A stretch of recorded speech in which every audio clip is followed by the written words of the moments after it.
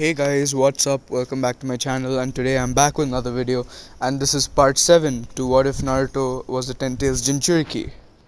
So, I don't really have much to say in the start, so let's just jump right to where we left off. And this was after Orochimaru escaped from, uh, you know, uh, Konoha before he could attack it.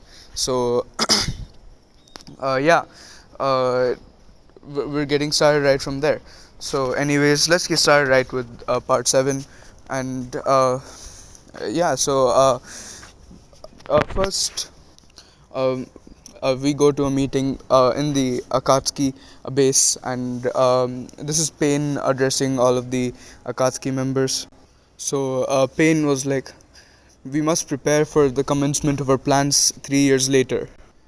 Itachi, you had informed me of the a Jinchuriki of an unknown tail beast in your village, didn't you?" And Itachi nodded, and he was like, "Yes, leader Sama." He called it the Ten Tails, and Pain was like, interesting, the Ten Tails."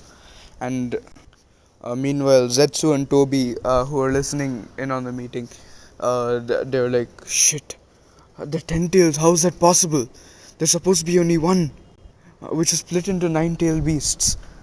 And they're kind of freaking out, and but they didn't really show it because they didn't want to mess up with Pain's plans, and they wanted the plan to remain the same. And Zetsu, who didn't really know how the Otsutsuki clan works, thought that if they captured the Ten Tails Jinchuriki, they could add even more power to the Ten Tails that they're making Kaguya way more powerful. So Zetsu was all for capturing this one, and he even discreetly informed that to Obito.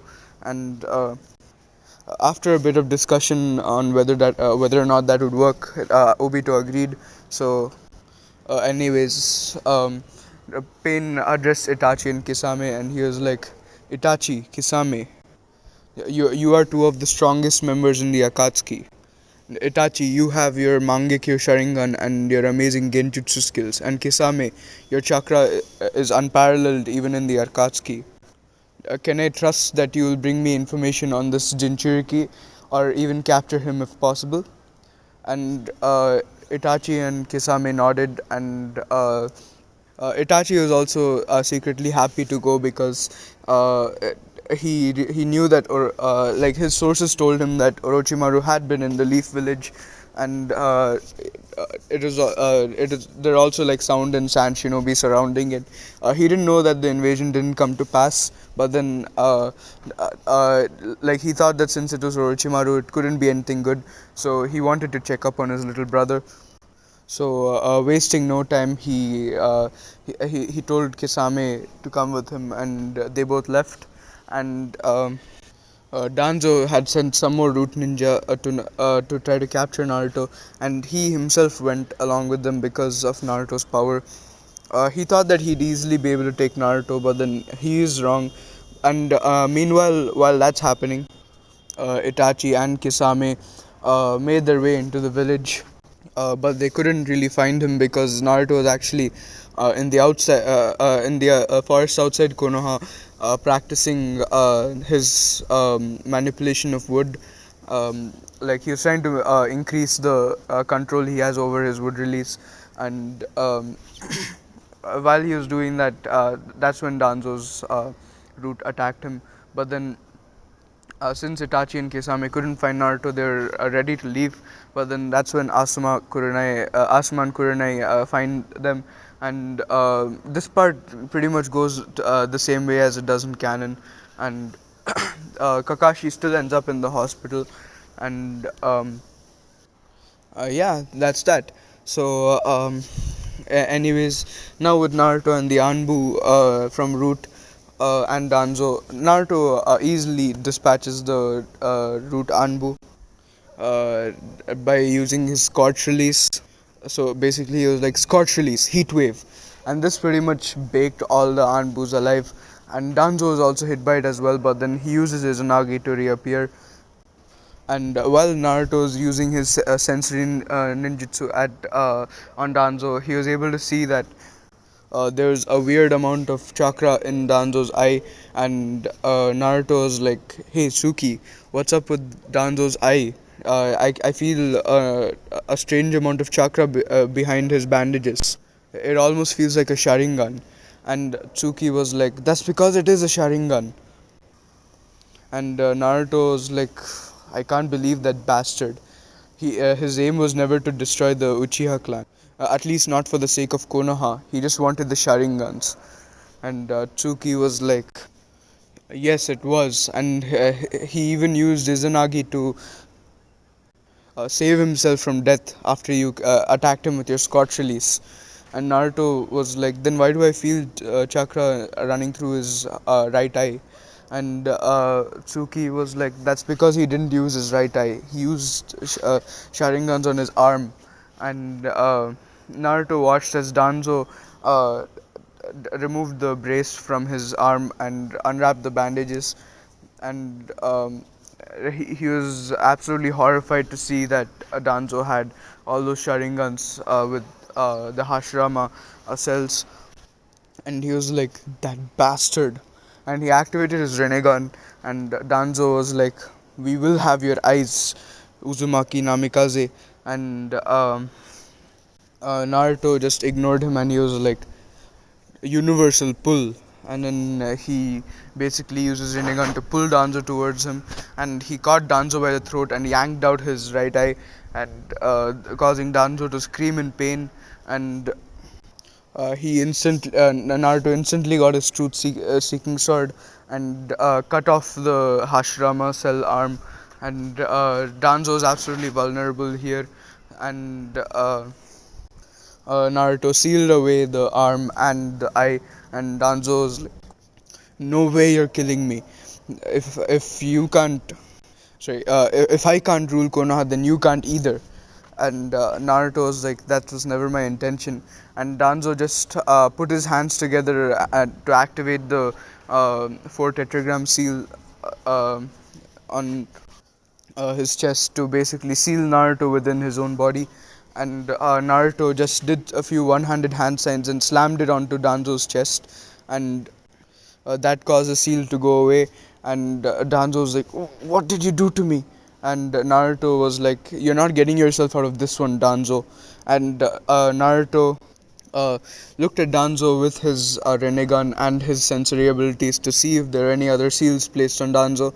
And he removed all of the seals blocking access to his mind, and he disabled Danzo's seal that allowed him to control his root members, causing the root members' tongues seals to disappear. And he just sealed Danzo into a stasis scroll. So, anyways, after Naruto's fight with Danzo, he just went to the Hokage's office and he told Minato what Danzo did, and Minato was furious. And Naruto told Minato that he got both Danzo and Gaara to the Hokage's office for interrogation, and Minato was like, "Well done, my son. The Sand Village was getting antsy about us keeping their Jinchuriki." And Naruto was like, "Yeah, kind of expected that would happen, but then I have to talk to Gaara." And Minato was like, "So you want to do Gaara's interrogation on your own?" And Naruto was like, "Yes, he lived a life worse than Menma and Meiko, since he was a Jinchuriki, just like them. His father used to try to assassinate him as well. I only know this because a Ten Tails told me about Gaara's life. It was much worse than Menma and Meiko's abuse from the villagers." And Minato was absolutely shocked that this would happen to Jinchuriki, and he was thankful that the villagers didn't try anything like that on Menma and Meiko. And the worst that they got was, neglect from the villagers. So Minato was like, "Ah, I see. So you want to change him, change his attitude." And Naruto was like, yeah, I want to try to do that. And Minato was like, all right then, I will allow you to do that. And what of Danzo? And Naruto was like, well, I think the interrogation and torture department should interrogate him. And Minato was like, what about the seals that he must have placed on himself to uh, block people from reading his memories? And Naruto was like, I removed them. And Minato was like, you removed them? And Naruto was like, I know Fuinjutsu, dad. And Minato was like, good point. And he took Danzo for interrogation and torture. Obviously, after Naruto unsealed him, and Danzo was tied up, and he was absolutely ashamed that just a little boy took all of his powers away from him. His Sharingans, Shisui's Mangekyo Sharingan, and his wood release were all gone, and all that remained was his taijutsu and his strong wind affinity.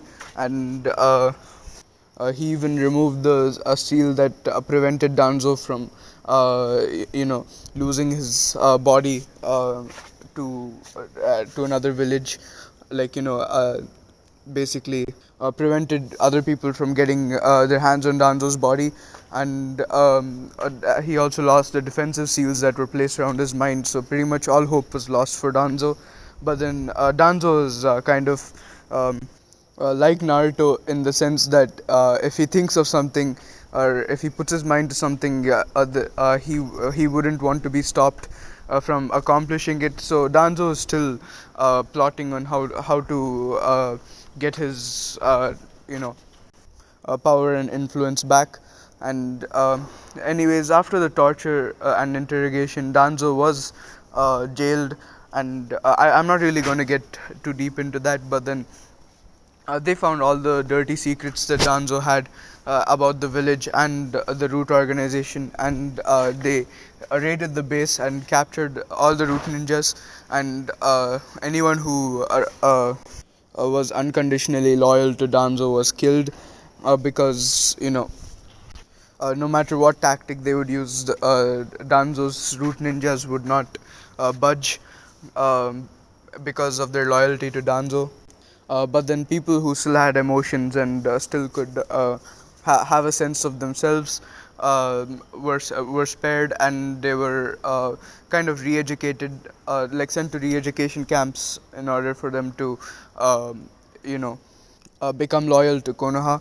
And you guys get the point, right? So, anyways, Danzo's entire root organization and all of his influence was lost.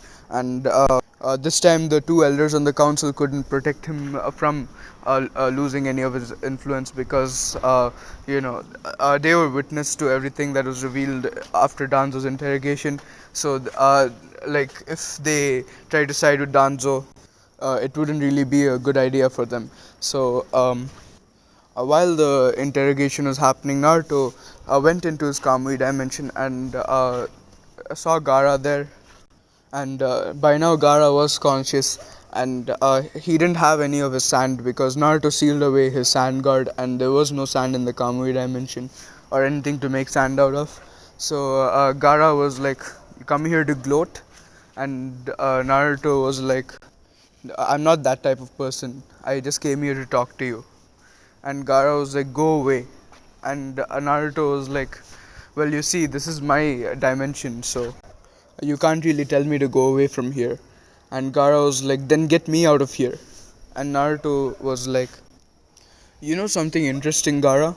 And Gara just stared at him, and Naruto was like, "You and my siblings have led pretty lonely lives, and so have I, at least until the age of 4. Sorry, 5." And Gara, he was like, "What do you mean?" And Naruto was like, "I mean to say that my siblings are Jinchuriki just like you." And Gara was like, "So they know how it feels then, to love only with oneself and kill only for oneself." And Naruto was like, "Well, my siblings have killed before, but then they don't kill for themselves, they kill to protect other people." And Gara was like, "Why would they protect people who hate them?" And Naruto was like, No, they protect people who they care about. And by doing this, their goal is to make the village acknowledge them and win the love of their village. And Gara was like, then they must be weak. And Naruto was like, you saw with your own eyes how strong they were in the Chunin exams. And you saw how strong I was as well. And Gara was like, do you also fight to protect other people? And Naruto was like, of course I do. Granted, because of my training and my tail beast, I am very strong without alone. But then, it is the love and support of other people that I care about, and my need to protect them that makes me stronger. And Gara was like, then do you think I can do it too? Uh, become stronger by protecting others? And Naruto was like, of course you can. And Gara was like, but I have nobody to protect. And Naruto was like, you sure about that? I know that you have siblings who love you very much, and a sensei who cares about you as though you were his own son. And Gara was like, they're scared of me. And Naruto was like, well, of course they are. Do you expect them to sit with happy faces if you keep threatening to kill them? But they still love you, just as every sibling should. They are currently heartbroken because of the path that you're taking, killing people for your own pleasure. They love you unconditionally, and every night they cry their eyes out because of what happened to the little brother. And Gara was absolutely shocked by this revelation, and he was like, "What about Baki Sensei?" And Naruto was like, even though he might not show it that much because he has to conceal his emotions, he really loves you like you're his own son. After our match, he tried to fight me to get you back, but then I assured him you were safe, and I only wanted to talk to you. He even backed out of the invasion plan, seeing mine and my siblings' power, along with Sasuke's power as well. He didn't want to risk losing you and your siblings. And Gara was absolutely shocked by this revelation, and he was like, fine, Uzumaki, I'll try to be like you and your siblings. I'll try to find people who I care about enough to protect. And Naruto was like, if you like, I can be your first friend. I'll even introduce you to my siblings and my adoptive brother Sasuke. And Gara was like, you do that? And Naruto was like, of course, no one deserves to be alone. And Gara smiled and he awkwardly held his hand out. And Naruto was like, what are you doing?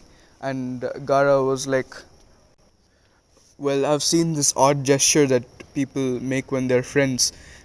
They tug each other's hands. And Naruto was like, oh, Gara, that's called a shake hand. And it's not supposed to be so rigid. Loosen up a little bit. And Naruto just shook Gara's hand and he was like, from now on, we're friends. And Gara was like, friends. And he just like tested out the word, and Naruto nodded and he was like, ready to leave this dimension? And Gara was like, alright. And they both left. And Naruto was like, by the way, Gara, I'm going to give Shukaku a little talk about how he treats his Jinchuriki. Is that alright with you? And Gara nodded desperately, and Naruto went into Gara's mind, and he took a look at Gara's seal, and he was absolutely shocked at what he saw. And he was like, "What kind of idiot designed this seal?" And he observed it for a little longer, and he was like, "It's just a storage seal with too much chakra." And he looked at the beast inside, and he saw Shikaku, who was twitching in fear at the sight of him. And Naruto was like, "Calm down, calm down, Shikaku." And Shikaku slowly took some breaths and he calmed down. And Naruto was like, "Why do you treat your Jinchuriki so badly?" And Shikaku was like, "My seal, it causes me a lot of pain." And Naruto was like, "Would you like me to change your seal, Shikaku?" And Shikaku was nodded vigorously. And Naruto was like, "I will, but then you have to promise to never egg Gara on to kill someone, or to never cause him to not sleep." And Shikaku nodded vigorously, and he was like, "Well, the seal wasn't made very well, and I keep chanting the word kill because that's what I feel like doing to the person that who sealed me here. It was never my intention to let Gara be affected by this, and I keep telling him dark things at night because it's just me cursing the person who sealed me in this stupid seal. And the only reason why I get free when he sleeps is because it's his chakra that controls the seal. And since the seal causes me so much pain, when his chakra stops flowing, the seal deactivates, and I try to escape from it.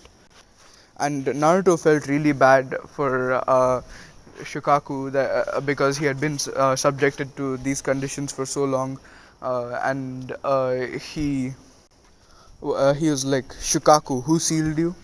And Shukaku was like, it was the Suna elder, Lady Chiyo. And Naruto was like, elder or not, I'm going to kick her ass when I go to Suna. And Shukaku just chuckled and he was like, now hurry, the seal. And Naruto removed the storage seal and changed the seal to the 8 trigrams double tetragram seal. And he gave the key to Gara, and he left a small fragment of his own chakra in the seal so that in case Shukaku got violent again and tried to convince Gara to open the seal against his own will, Naruto would be able to help.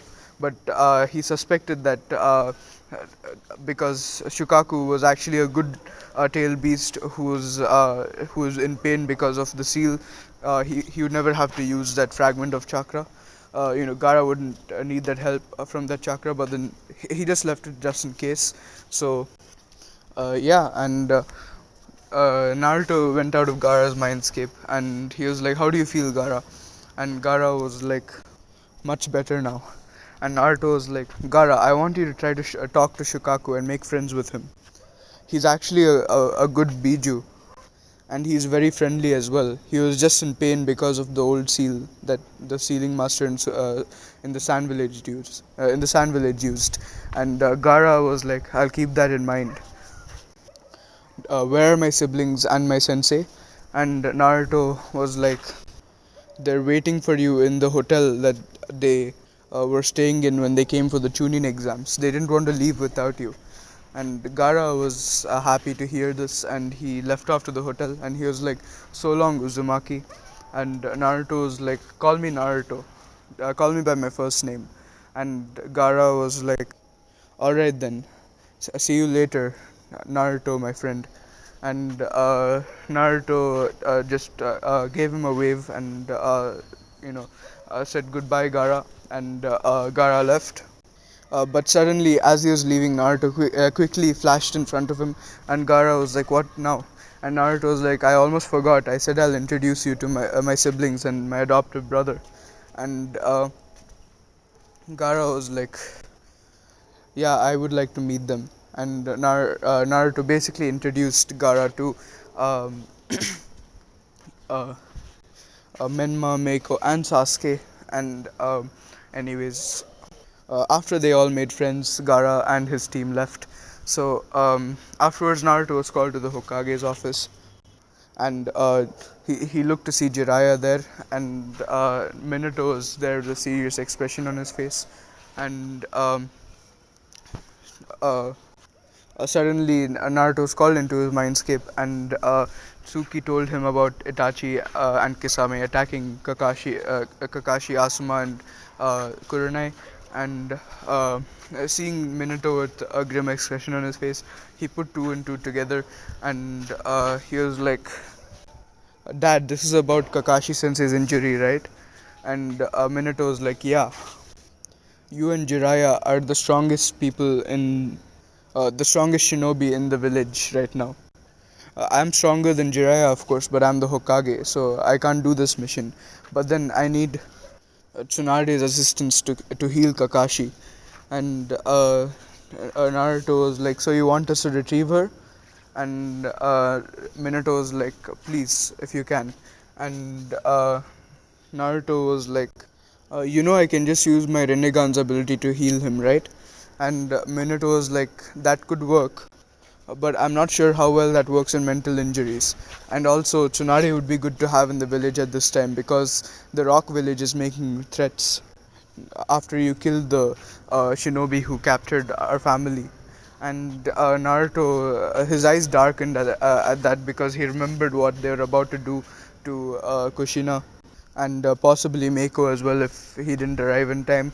And he was not thrilled at seeing the audacity of the Rock Village to try to make threats to the Leaf now because of that. And Minato was like, Naruto, focus, I'm not finished yet. And Naruto was like, what is it? And Minato was like, they have allies as well. The Cloud Village has joined up with them, and the Land of Sky and the Sound Village have joined as well. And uh, Naruto was like, "We have so many enemies against us," and Minato was like, "Yes, and that's why we need as many strong shinobi back in the village as possible, and we can't afford to have a shinobi like Kakashi injured." And Naruto was like, "All right then." And Jiraiya was like, "All right, I'll retrieve my old teammate with the help of this of Naruto." And Minato nodded, and he was like, "I'm giving you a month because a month later I'm going to attend a diplomatic meeting with uh, the Tsuchikage, the Raikage, the leader of Sky Country, and Orochimaru, who's the Otokage." And Naruto and Jiraiya's eyes darkened at the mention of Orochimaru, and Minato was like, "I'm going to need you to. I'm going to need both of you to guard me during that meeting." And Naruto and Jiraiya were like, "Understood." And Jiraiya was like, "Can we take our leave now?" And Minato was like, "Yeah." And Jiraiya and Naruto packed all their things in storage scrolls, and they got ready to leave. And like as they were leaving to find Tsunade, Itachi and Kisame were standing on a cliff and they were observing them. And Kisame was like, "Do we make our move now?" And Itachi was like, "No, the Toad Sage is with him. I don't think we can do anything to him while he's there." And Kisame just nodded, and Itachi was like, "Also, it seems that the Jinchuriki is very strong, so that's another thing we have to watch out for." And Kisame just nodded, and he was like, "So what do we do?" And Itachi was like, "We keep observing them and we prepare a diversion for Jiraiya so that we can get to the Jinchuriki." And Kisame just nodded, and they continued following, like while keeping a distance so that Jiraiya doesn't sense them. But Naruto already senses that something is wrong, and he goes into his mindscape and asks Suki, and Suki is like, "Itachi and Kisame are tailing you." And Naruto is like, "Ah, I see. Itachi is not that big a deal because he is a good person, and hopefully I can even convince him to come back to the village." And Kisame I don't have to worry about either, since he's nothing without his sword. And Tsuki was like, "Be careful, Naruto. Kisame is very strong even without his sword." And Naruto was like, "I'm sure I can take Kisame." And Tsuki was like, "You can, but then be careful. They are after you." And Naruto was like, "Hmm, are they part of the Akatsuki that you told me about before?" And Atsuki was like, "Yes, they are. They're after the tail beasts." And Naruto was like, "All right, then I'll be careful."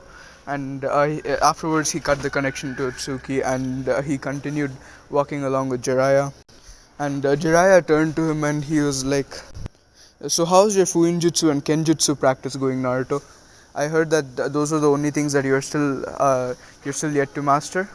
And Naruto was like, "Well, I don't like to believe I'm perfect in the other abilities because there's never an end to how much you can learn. But then Kenjutsu and Fuinjutsu are the skills that I'm the weakest at." And Jiraiya was like, "Could have fooled me with the level of skill that you have in Fuinjutsu and Kenjutsu right now. You could easily be mistaken as a sealing master or a sword master." And Naruto was like, hmm.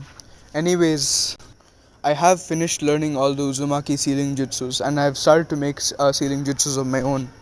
Mom can still defeat me in Kenjutsu if it's a purely Kenjutsu fight where we both can't use chakra. And Jiraiya was like, so how close are you to matching your mother in Kenjutsu skill? And Naruto was like, well, so far I've defeated 7 of her clones while fighting them with a sword at once. But then I can't face my mom in Kenjutsu when she's facing me herself without the clone. And at max, I can last for 20 minutes against her. And Jiraiya was like, wow, kid, that's impressive. And just out of curiosity, what seals have you made? And Naruto was like, well, women who use the hot springs keep complaining about how people peep on them. So I've placed a seal in the hot springs such that it creates an invisibility barrier around it so that people can't look through. If people try to look through, they only see the hot springs without the women. And Jiraiya was like, so you're the reason I couldn't get any research done. And Naruto just shook his head and he was like, shameful pervert. And so he was like, shameless pervert. And Jiraiya was like, hey, I'm not a pervert, I take offense to that, I'm a super pervert. And then Naruto just kneed him in the balls, and Jiraiya was like, ow, brat, why did he do that?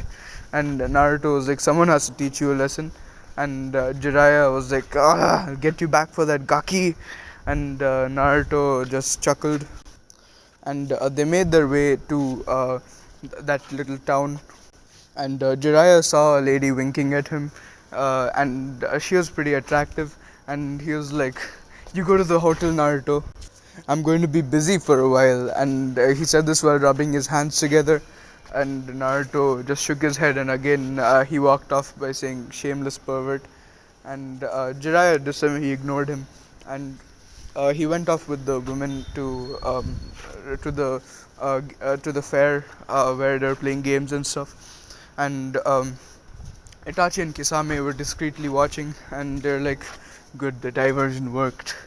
And Naruto went to the hotel, and he basically started meditating there just to like improve his chakra control, while Jiraiya is busy with his date. And while all of this was happening, Sasuke went into Kakashi's room to see if his sensei was alright, and he saw the state that Kakashi was in, and he saw all the other Jonin huddled there, and he was like, "What happened to him?"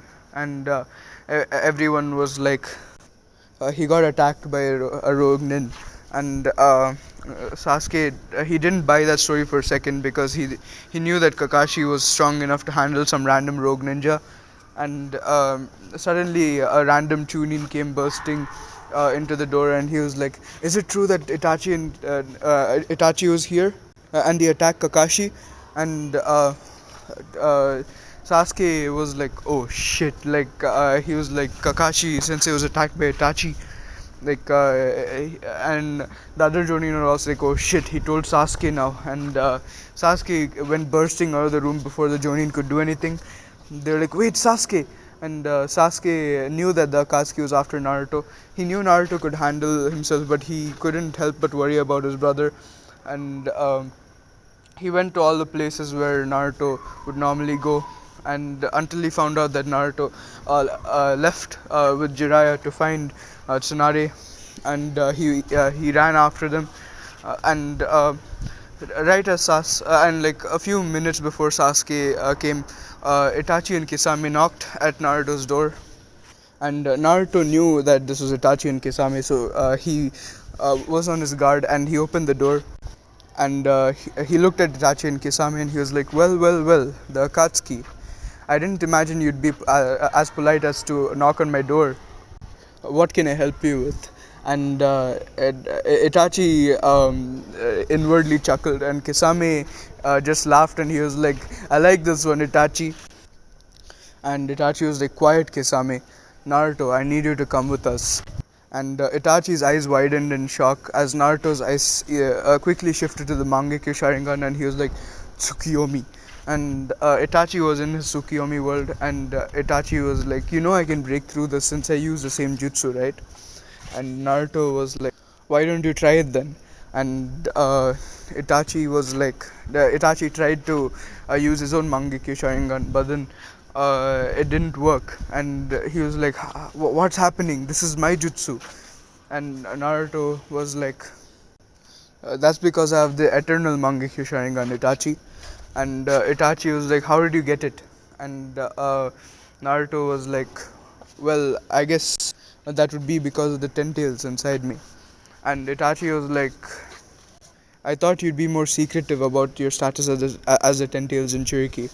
And Naruto was like, well, there's no point since you already know anyways. Otherwise, you wouldn't seek me out. And Itachi was like, fair point. And Naruto was like, cut the crap, Itachi. I already knew why you betrayed your clan and killed them. And I told Sasuke as well. And Itachi was like, you fool, why did you tell Sasuke? And Naruto was like, you're the fool, Itachi. You should know that setting a shinobi on the path of hatred never works. There was a point when he was an asshole, and he never made bonds with anyone in the village, believing that they would hold him back. He even at one point said that he would leave the village if it meant getting strong enough to defeat you. And Itachi was absolutely shocked at this revelation, as he didn't foresee that something like this would happen. And Naruto was like, I was the one who dug him out of the hole that he made for himself, wallowing in anger and hatred. And Itachi was just completely flabbergasted that he messed Sasuke's life up so much. And Naruto continued, and he was like, if you just sat him down and explained why you did what you did, I'm sure he would have understood. Instead, you wanted to be killed by him so that he'd be the hero. Let me tell you this, Itachi. A hero doesn't do things for himself, like Sasuke when he was by revenge. Sorry, obsessed with revenge. A hero does things to protect other people. And Itachi looked down in shame uh, of like what he did to Sasuke, and he was like, I must apologize to Sasuke. And Naruto was like, why don't you quit working for the Akatsuki and come back to the Leaf Village? And Itachi was like, I can't do that because if I betray the Akatsuki, then I would be hunted down and killed by them. And also, I'm not sure if the Leaf Village will accept me after what I did. I also need to stay and be a spy for the village inside Akatsuki. And Naruto was like, well, the spy part is unnecessary because the Ten Tails is all seeing and it can tell me exactly what happens in the Akatsuki. And about you not being accepted in the village, I'm sure that we can do something about that. At least you will have Sasuke, me, and my family who will understand you, and the truth about the Uchiha clan will come out. And Itachi was like, but then that will be slandering the name of the Uchiha clan. And Naruto was like, don't you get it, Itachi? And Itachi was like, what? And Naruto was like, the old Uchiha clan that he killed off is no more. The new Uchiha clan is you and Sasuke. If the village knows that you did something as noble as killing off your own family just to save the village, they will all love you. And also, since I changed Sasuke's attitude, he has become much more polite and respectful to other people, as expected from someone of a noble clan. He has also grown a love for his village, and he always protects his comrades as well. You and Sasuke are nothing like the Uchiha clan who wanted to stage a coup d'état. You and Sasuke are are shinobi who serve the village and protect the village. I'm sure that the old Uchiha clan would be slandered, but then the new Uchiha clan with you and Sasuke will be respected by everyone. And Itachi was like, wow, he thinks on such a deep level. And Itachi was like, you forgot about something. And Naruto was like, I'm getting to that. About the Akatsuki trying to hunt you down, you don't have to worry about that. And he channeled more chakra into his eyes until it became the Rinnegan, and then later shifted to the Rinne Sharingan. And Itachi was like, you have the Rinnegan in the stage that's even higher than the Rinnegan. And Naruto was like, yes, I do. And my Rinnegan isn't like the fake Rinnegan that your Akatsuki leader has. And Itachi was like, what do you mean by that? And Naruto was like, What I mean is that the Akatsuki leader cannot use the Rinnegan to its full potential because they're implants. And Itachi was like, "How do you know that?" And Naruto was like, "Ten tails, remember?" And um, Itachi was like, "But by who are they implanted?" And Naruto was like, "No one good." And Itachi was like, "Of course, then who is it?" And Naruto was like, "It was Madara Uchiha." And Itachi was like, "Madara Uchiha?"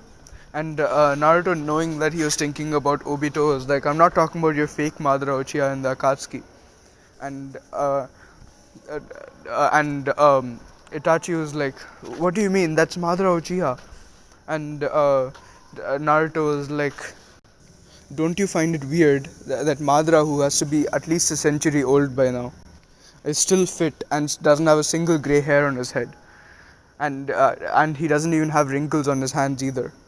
And Itachi was like, "So if that's not Madara, who is it?" And Naruto was like, "That's Obito Uchiha." And Itachi was like, "Obito? My dad told me about him. He used to be the dunce of the clan." And Naruto was like, "It is the dunces of clans and other people who are weak at first who have the most determination to become stronger. I'm not surprised that Obito became much stronger than he was." And Itachi was like, "I guess you're right, but my dad told me that he died under a rock." And Naruto was like, "Perhaps Madara somehow saved him, or he was saved somehow. Since he refers to himself as Madara Uchiha, I'm sure he had some sort of encounter with the man." And Itachi was like, how come you don't know for sure? I thought you had the ten tails telling you everything." And Naruto was like, "That's the issue here. The ten tails told me that he was saved from that rock by a weird white being known as a Zetsu. But then once he was saved and he went into a cave, the ten tails couldn't even sense him. A power that was even greater than hers was blocking her senses." And Itachi was like, "What does that mean?" And Naruto was like, "It means that the Akatsuki plans to resurrect the ten tails." And Itachi was like, But how?" And Naruto was like, "Why do you think they want to collect all the tail beasts? The tail beasts were once part of something, and this something was the ten tails. Once the sage of six paths, Hagoromo Otsutsuki, became the ten tails Jinchuriki. After when he was about to die, he split it into nine fragments, and these were the nine tailed beasts." And Itachi was like, "Wow, you're awfully lucky to have the ten tails sealed inside you." And Naruto was like, "I know." And he looked at Itachi and he was like, "Anyways, what do you say about coming back to Konoha?" And Itachi was like, "I'm all for it." And Naruto cut the he cut the Tsukiyomi, and not even a millisecond had passed outside because they only spent a few minutes talking inside the Tsukiyomi. And Itachi gave a subtle nod to Naruto, which was not noticed by Kisame. And by the way, in the Tsukiyomi, Naruto also told Itachi to keep up the act that he was still with the Akatsuki until he got separated from Kisame.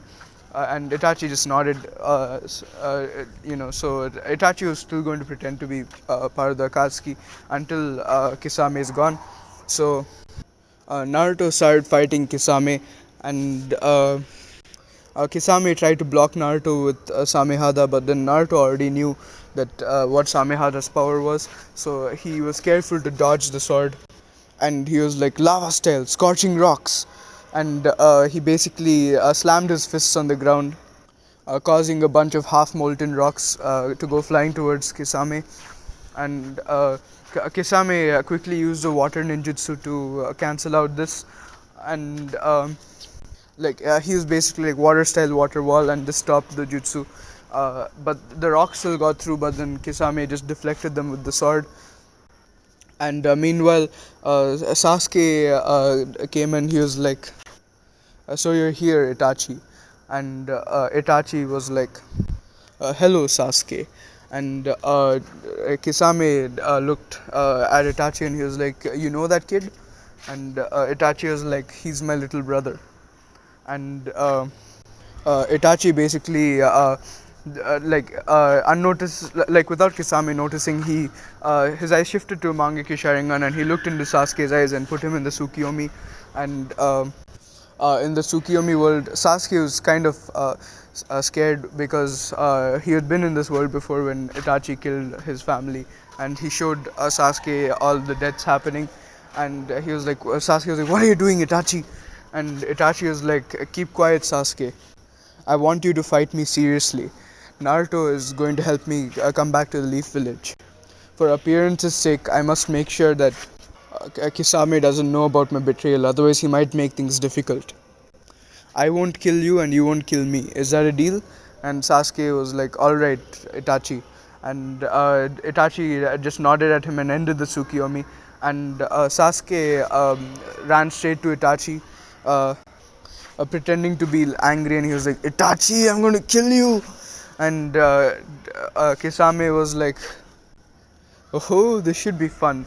And Naruto went to, basically, um, like pretend to attack Itachi to protect Sasuke, and Kisame basically blocked him with his sword, but Naruto raised his truth-seeking sword just in time, and parried. And Kisame was like, "Well, we wouldn't be we wouldn't want to be interrupting a personal fight now, would we?" And Naruto just grunted and started fighting Kisame, and Sasuke and Itachi went into a bout of taijutsu, and Kisame was like, "Help! Itachi! He's too strong!" And Itachi was still fighting Sasuke, and uh, he was like, "You've improved in taijutsu, little brother." And Sasuke was like, "Thanks." And uh, basically, Sasuke started enhancing his fists with lightning, and he couldn't use red lightning yet like Naruto and Menma, but he could use the regular blue lightning. So he started charging his fists with lightning, and Itachi was like, "Wow, you've gotten much better." And Sasuke was like, "I told you I'll get stronger." And Itachi and Sasuke kept fighting, and Kisame was like, "Help, Itachi, he got my sword." Ah! And then they heard a disturbing cracking sound, which was definitely the sound of one of Kisame's bones breaking. And basically, um, Itachi paid no mind to it, and he was like, "That's your fight, Kisame." And Kisame was like, "Damn you, Itachi!" Ah! And then Kisame shouted as one of his ribs broke again, and and Itachi just kept fighting Sasuke, and afterwards Naruto was about to land the finishing blow on Kisame, and Kisame was like, "Itachi, leave your brother alone, come help me." And Itachi didn't pay attention, and Naruto just landed a kick straight on Kisame's sternum, destroying all of his ribs, but not killing him. And and this basically knocked Kisame out, and Naruto sealed Kisame in a stasis scroll, and he picked up Samehada, and he basically covered it all in truth-seeking orbs, so that it would strengthen it. And he sealed the Samehada into a different sealing scroll. And Samehada liked his chakra a lot, so it didn't reject him. So yeah, he was able to pick up Samehada and use it. So Naruto was like, "Itachi, Sasuke can stop fighting now." And afterwards they all stopped, and they looked around to see Jiraiya panting with laughter. And Jiraiya was like, "That's the funniest thing I've ever seen." And Naruto was like, "Alright, now get up, you old pervert." And Jiraiya was like, "Hey, I'm a super pervert." "And what about Itachi?" And Naruto was like, "Itachi is a good person. I'll explain later. Itachi, Sasuke, can you go to Konoha?" And Itachi and Sasuke nodded, and suddenly Might Guy came flying into the room, and he was like, "Dynamic entry!" And he basically kicked Jiraiya straight in the face, and Jiraiya was like, "Wait, Guy, stop!" And Guy realized who he just kicked, and he was like, I'm so sorry, Jiraiya-sama. It was most unyouthful of me to kick you like that. I shall restore my lost youth by doing 1000 laps around Konoha, and if I can't, I'll do 5000 push ups with one hand. And if I can't do that, I'll do 5000 handstand push ups. And if I can't do that, I'll do 5000 squats. And if I can't do that, I'll do 10,000. And Jiraiya was like, Guy? And Guy was like, Yes, Jiraiya sama. And Jiraiya was like, Shut up. And uh, Guy was like, Yes, Jiraiya sama. And Jiraiya was like, Can you take these two back to the village? And he gestured to Sasuke and Itachi. And Guy was like, but Itachi. And Naruto was like, He's good, Guy sensei. And Guy was like, How do you know? And Naruto was like, I'll explain once we get back to the village, but I can vouch for him, and he will not attack you on the way back. And and Guy knew and trusted Naruto, and he thought that Naruto was really full of youth, so he decided to trust him, and he nodded and left. And Jiraiya rubbed his cheek where Guy kicked him, and he was like, "Stupid brats not having respect for the elders these days." And Naruto was like, "I wonder how you still have the gall to call yourself a Sanin when you couldn't dodge a kick." And Jiraiya was like, "Shut up, brat!"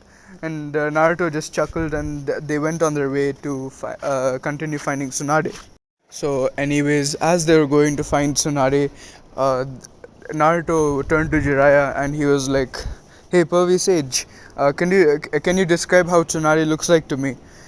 Till now, I have read a lot about her and know many things about her, but I realized now that I've never ever seen her." And Jiraiya was like, "Well, she was my old teammate, and she is a rather interesting person. She's known as Konoha's Slug Princess due to her summoning contract, and she's also the greatest medical nin that the world has ever seen, other than people who are blessed with your Rinnegan." And Naruto was really intrigued by Tsunade after hearing this. Like, of course, he already read about her, but then he didn't always believe in hearsay, and also he knew that since he was a legendary Sanin, people would try to put her in a better light. So hearing it from Jiraiya just made his opinion about Tsunade much more favorable, and not that it wasn't before, but then it just solidified his respect for her. And then Naruto was like, "Then what does she look like?" And Jiraiya took out a picture of Tsunade and he and showed it to him. And Naruto was like, "Ah, now I understand why you're going looking for her, Jiraiya. And you even keep her picture with you. What do you do with it? Play kissy face all the time?" And then Jiraiya, turned as red as a tomato, and he was like, "Shut up, brat!" And Naruto was like, "But I don't hear you denying it." And Jiraiya was like, "Brat, I'm gonna get you." And then he started running after Naruto. And even though Naruto could easily take on Jiraiya, just for the fun of it, he decided to let Jiraiya chase him, and he ran off. And yeah, they just kept doing that until they stopped and continued on their search. And they stopped in a town called Tanzaku town, and Naruto looked around and saw that it was basically a casino, and there are gambling stations everywhere. Like everywhere he looked, he could see bars and casinos. And he looked at Jiraiya and he was like, "I know that she has a bit of a reputation for gambling, but then do you think she'd actually be here?" And Jiraiya was like, you don't know her like I do, Naruto. Despite the fact that she always loses when she gambles, she loves to gamble. It gave her a reputation as a legendary sucker. And Naruto was like, "You don't know how wrong that nickname sounds, Jiraiya." And Jiraiya was like, that's what I thought when I first heard people calling her that." And Naruto paled a bit when he realized that he was Jiraiya was rubbing off on him. And he just shook his head and he was like, "Anyways, let's look around then." And basically, at this point, Tsunade and Shizune were both in a casino, and they had just lost a lot of money. And Tsunade was on her way to the bar, and she had just met Orochimaru, who requested her aid in healing Kimimaro from his sickness, for the exchange of bringing back Dan and Nawaki, uh, to life. And they had given her a week to decide. So Tsunade was going to a bar to drink all her troubles away, and she got there and she started drinking some sake. And after a while, like Jiraiya and Naruto walked into the same bar, and Naruto was like, Jiraiya, I don't think this is the best place to have a meal. And Jiraiya was like, quiet, brat. And Naruto was like, you old perv. Yeah, you just want to eat here in hope of hitting on some drunk women, right? And Jiraiya was like, after all, my research won't do itself now, will it, Naruto? And Naruto just shook his head and wrinkled his nose in disgust at the smell of the alcohol and cigarettes. And as they both walked around, they both of their eyes landed on Tsunade, and Naruto, when he saw Tsunade, saw her enormous uh, assets, and discreetly to Jiraiya, he was like, "Now I really do see why you wanted to be on this mission. They're bigger than in the picture." And Jiraiya was like, "I knew I'd rub off on you someday." And Naruto just punched him in the gut, making him wince in pain. And then uh, they both walked towards the table, and Jiraiya was like, "Tsunade?" And Tsunade was like, "Jiraiya?" Tsunade was like, "Just my luck, meeting both my teammates on the same day." And Jiraiya was like, "You mean that old snake met you?" And Tsunade was like, "Yeah." And then Jiraiya was like, "What did he want?" And Tsunade was like, "Nothing much. He just dropped by to say hello." And Naruto was like, "You lie. Orochimaru is not one to go for social visits." And Tsunade was like, "How do you know so much about Orochimaru?" And Naruto was like, "That doesn't matter. We are on a mission to bring you back to the village." And Tsunade was like, "Forget it. Jiraiya, tell that bratty student of yours that I'll never be coming back to Konoha." And Naruto narrowed his eyes at seeing Tsunade's animosity towards Konoha, and he asked why. And then Tsunade was like, "I have too many painful experiences in that village." And Naruto said two words that absolutely shocked. Like he said one word that absolutely shocked Tsunade. He was like, "So," and then Tsunade was like, "So? What do you mean so? You can't understand my pain." And Naruto was like, "Why do you act like you're the only one who experienced something painful? Maybe I haven't suffered as much as you have, but several ninjas experience painful lives but still serve their village."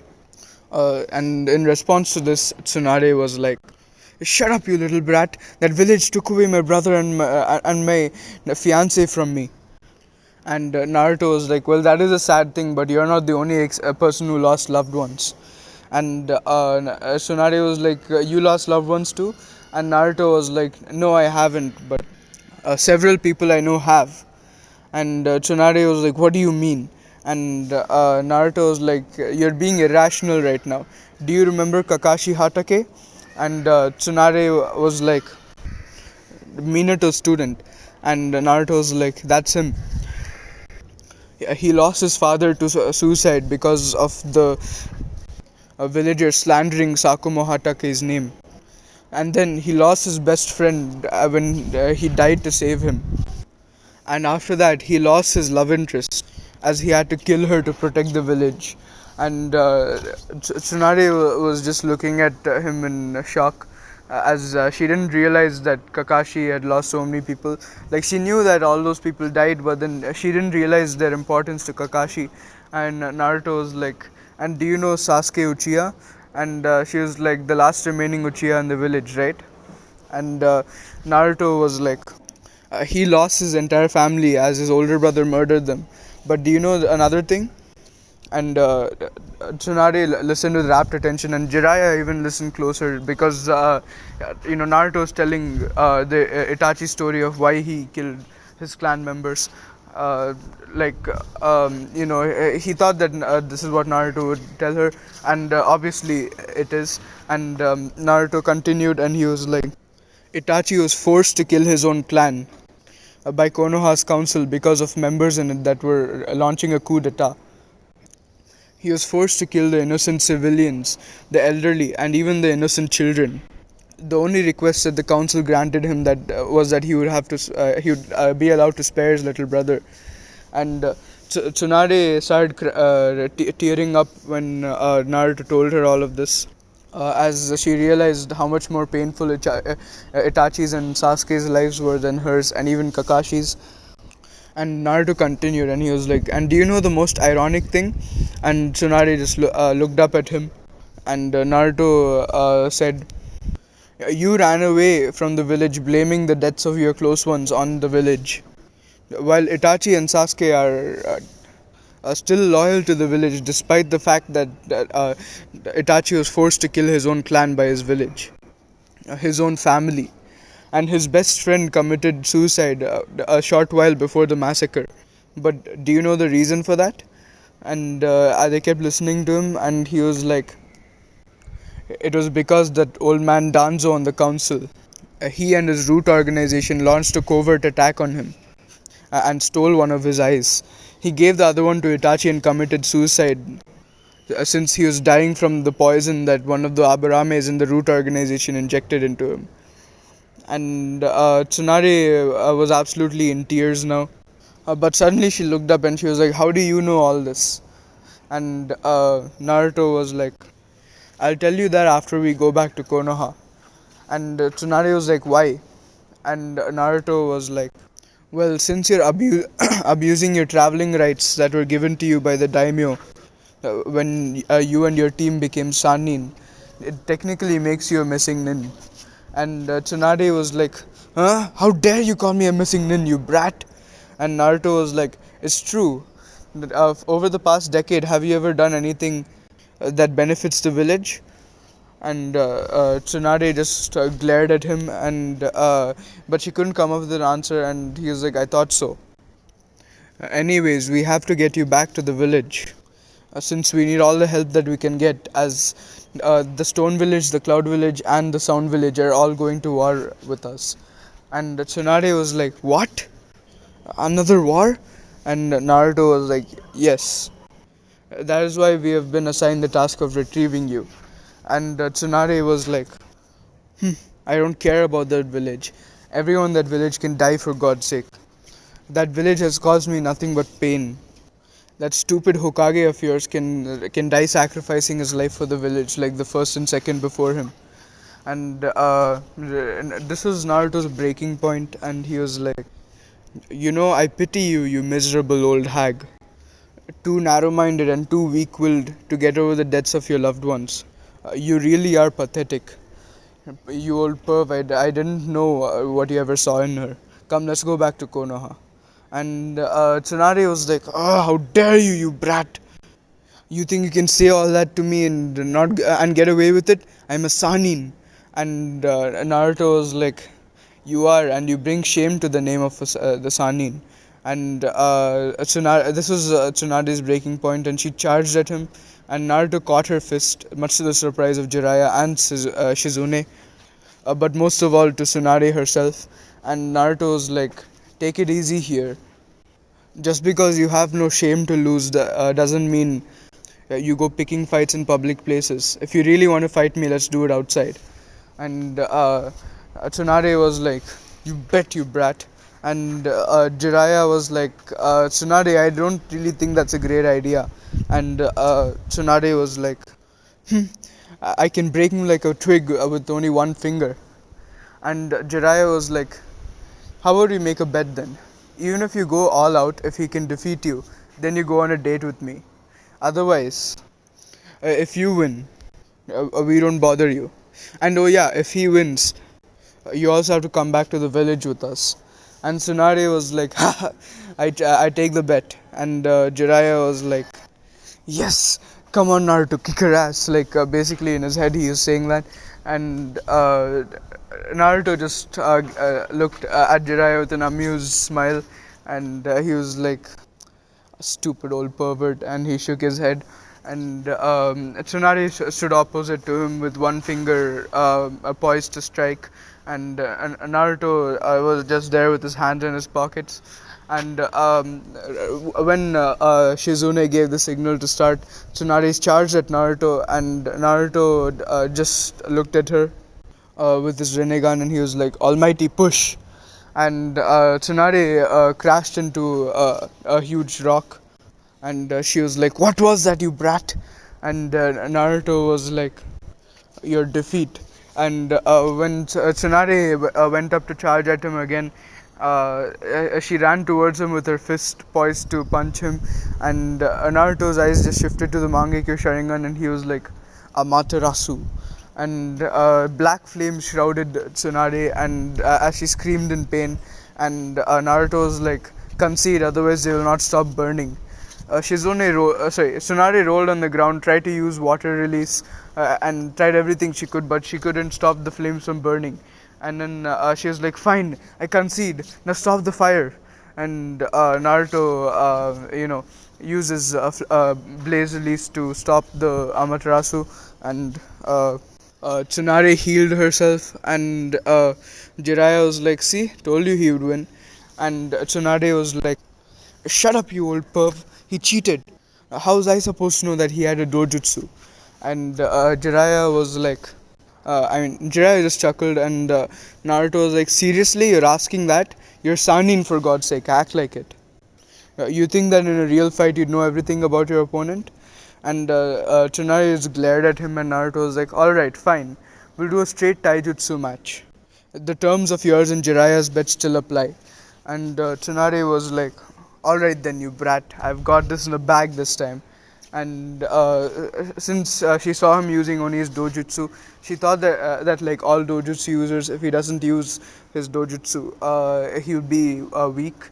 Um, so she obviously made the mistake of underestimating him again, and they prepared to fight, and Shizune started the fight, and Tsunade charged at Naruto with her fist extended, and Naruto was like, "You're too straightforward."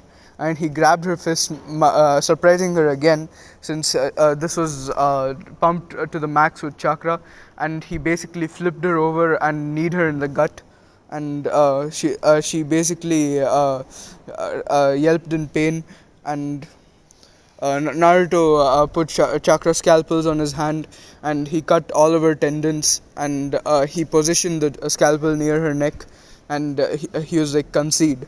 And Tsunade tried to move, but no matter what she did, she couldn't, because her tendons had been severed, and she was like, "I concede." And then Naruto was like, "Alright then, summoning jutsu, king of hell." And Tsunade was like, "What are you doing? Stop it." And Naruto was like, "Healing you." And without another word, he quickly picked up Tsunade, bridal style. And Tsunade was like, "You little pervert, what are you doing?" And Naruto was like, "Shut up for once." And he threw her straight inside the mouth of the King of Hell, causing her to scream. And Shizune was like, "What did you do? You killed Tsunade sama."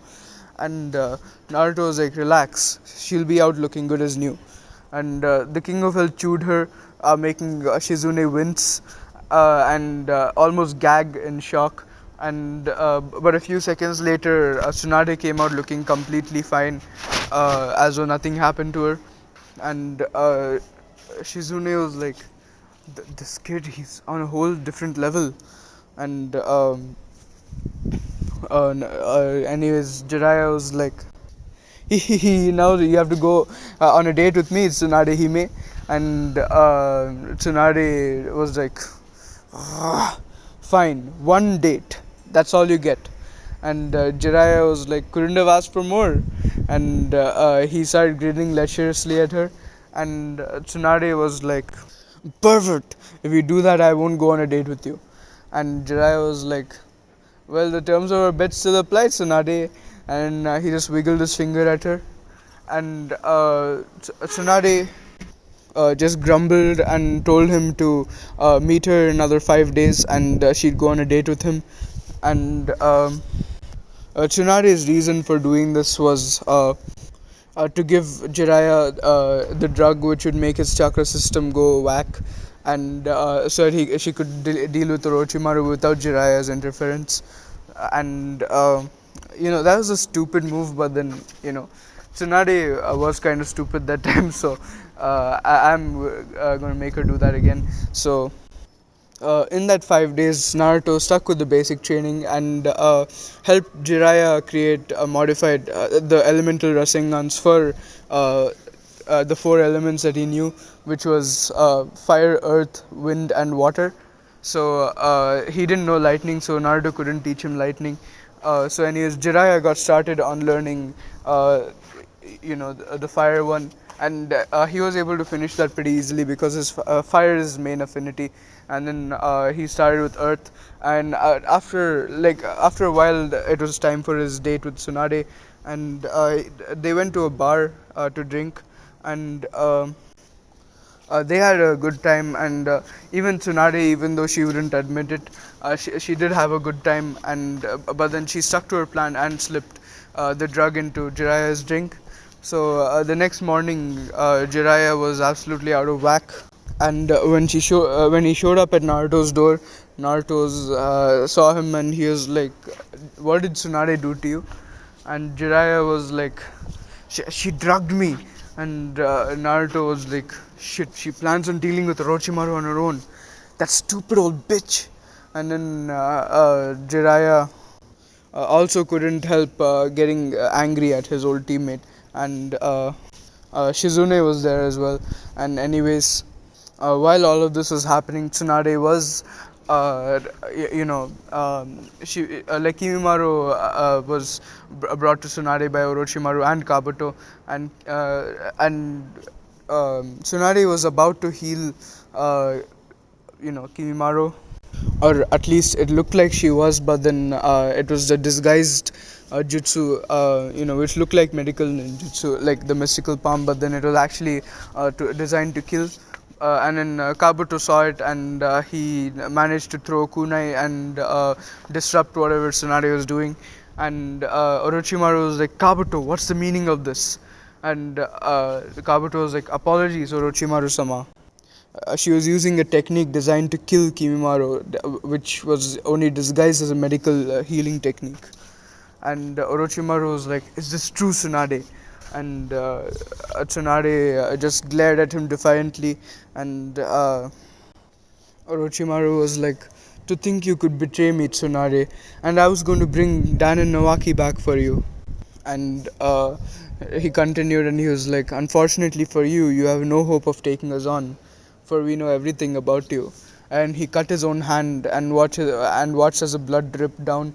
And Kabuto did the same as well, causing Tsunade to go in a state of catatonic shock, seeing the blood. And her legs gave out as she fell to the ground, and she could just sit as and do nothing as she watched Orochimaru try to attack her, and Kabuto was there on another side trying to use a chakra scalpel to kill her. And right as they were about to make contact, both of them were kicked away by a split kick. And Orochimaru managed to substitute out of the way using a mud clone, but Kabuto wasn't. And Naruto turned to Tsunade, the her savior was revealed to be Naruto. And Naruto turned to Tsunade and he was like, "You old bitch, you're a real piece of work, you know that?" And seeing Tsunade in a state of shock, he was like, "What are you doing, just sitting there?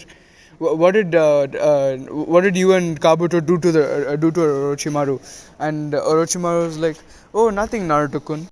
And Naruto grunted and he was like, "Don't Naruto-kun me, Pirochimaru." And Orochimaru just grumbled, and Naruto saw that Kabuto's and Orochimaru's hands had been slit and blood was flowing from them. And he was like, "Fuck, you can't be serious." And he turned to Tsunade and he was like, "Blood? You're afraid of blood?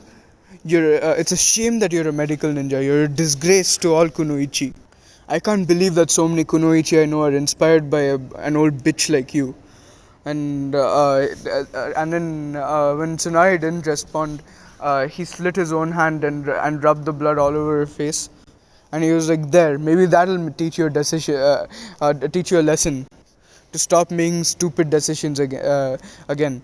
And Jiraiya and Shizune landed beside him to fight Orochimaru and Kabuto, and Kimimaru also escaped as well, and he was standing with them, and he was kind of like doing the same thing he did during the Sasuke retrieval arc. He was just forcing his body to move, and Jiraiya turned to Naruto and he was like, "You know, you're pretty cold." And Naruto was like, "You know, your old teammate is a waste of space." And Jiraiya just frowned, and Shizune was like, "You shouldn't be so harsh on her, Naruto-kun." And Naruto was like, "Please, she's not a baby. She needs to be taught a lesson. Her arrogance could have gotten her killed." And Shizune was like, "But you don't have to be so harsh." And Naruto's like, "Enough, Shizune.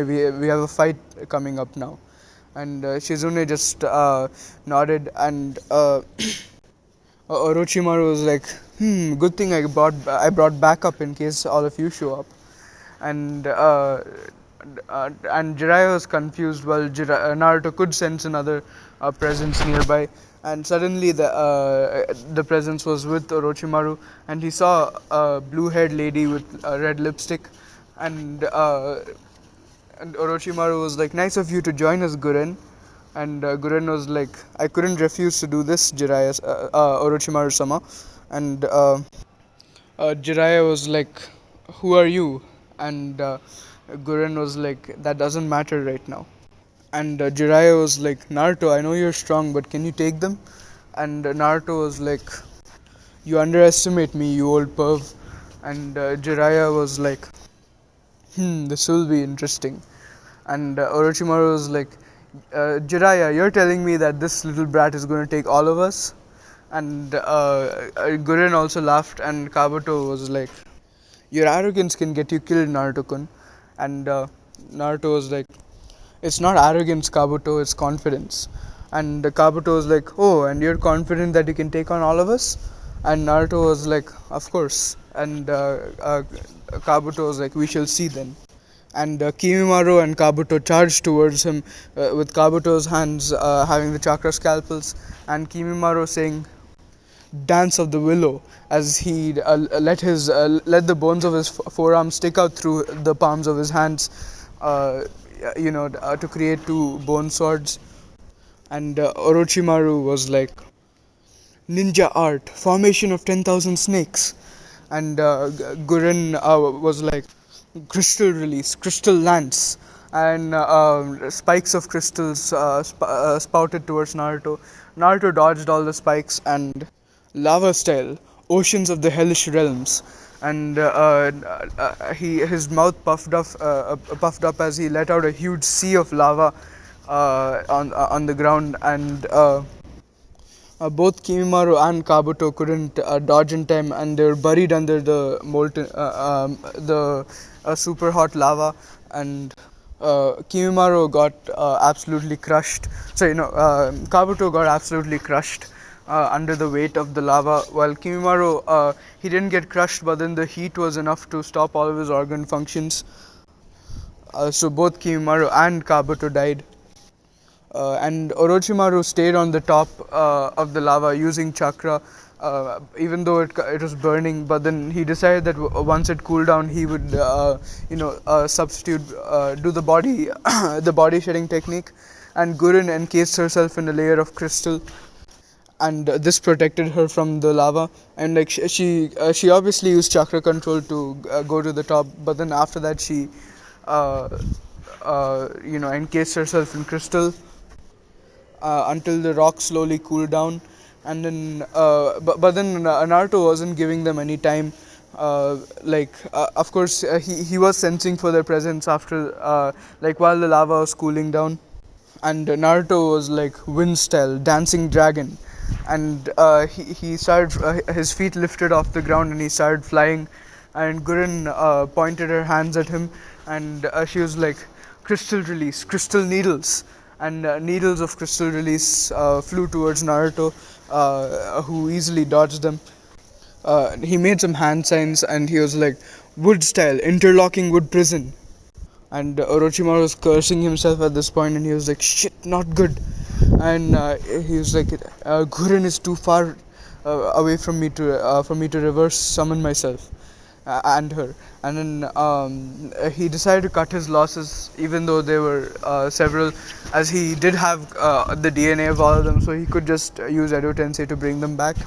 And of course, they would be weaker, but then he would have to make do for that with that right now. So Orochimaru just did some hand signs, and he was like, "Reverse summoning jutsu," and he went away, leaving Gurren there.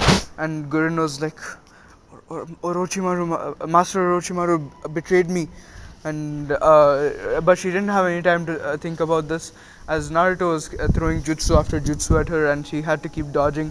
And then Naruto decided that he had enough, and then he turned on his Rinnegan, and he was like, "Universal pull," and Gurren came flying towards him, and there was nothing she could do, and she couldn't even make hand signs since her hands were forced behind her, and she couldn't really move them. And Naruto held her in his throat, and while he was doing this, he placed a chakra suppressing seal on her, and also a paralysis seal, so that she couldn't move, but she could still talk. And and then he brought her down to Jiraiya, Tsunade, and Shizune. And the first thing he did when he looked at Tsunade, who was just sitting there and not doing anything, he went up to her, and he gave her a tight slap on the face, and this forced her to look up at him. And he was like, "You're more useless than a fangirl, but for some reason, my father wants you to return to the Leaf Village, so you will come with us now." And Tsunade just dumbly nodded, because she knew that even if she didn't want to come, there was no way that she could get away from Naruto. And Jiraiya was another pain in the ass as well. And and yeah, they retrieved Tsunade, and then she healed Kakashi's mind after the Tsukiyomi. So yeah, that's pretty much it for the Tsunade retrieval arc. So, anyways, that's it for this part, guys. That concludes part 7 to What If Naruto Was a 10 Tails Jinchuriki. If you like this video, please like, share, and subscribe. And also, comment your thoughts about it, and your ideas on how I should proceed, and also comment down your thoughts about this, sorry, your ideas for any future what ifs that I'm gonna do. And I already got the next two planned, so we gotta decide after that. So basically, the next what if I'm doing is what if Naruto had a younger sibling, and this story is going to have Naruto and Itachi on the same team, and Naruto is going to possess Shikotsu Myaku, which is the dead bone pulse, the Keke Genkai of the Kaguya clan, like the thing that Kimimaru has with his bones. And I'm not going to give him any dojutsus or wood style, because I did that in like most of my bodies so far, and it's kind of getting old. So so this is going to be something new. And he's going to have a few elemental Keki Genkai, but then he won't have wood release. And yeah, so he's going to be pretty badass. And instead of him, his younger sister will have the QB sealed into her. And yeah, I wrote about it in a poll I made in the commentary in the community tab, so you guys can comment out your thoughts on it there. And after that one is going to be a crossover between Naruto and Percy Jackson, and it's going to continue from the end of this series, after a pretty long ass time skip. And how it's going to work is like Naruto is brought into the other world through one of the gods. So I'm gonna create a poll later on like what god should be in Naruto's heritage, because Naruto's gonna be a demigod, and anyways, yeah, that's how it's gonna be after, um, you know, like the second one. What if I do after this one?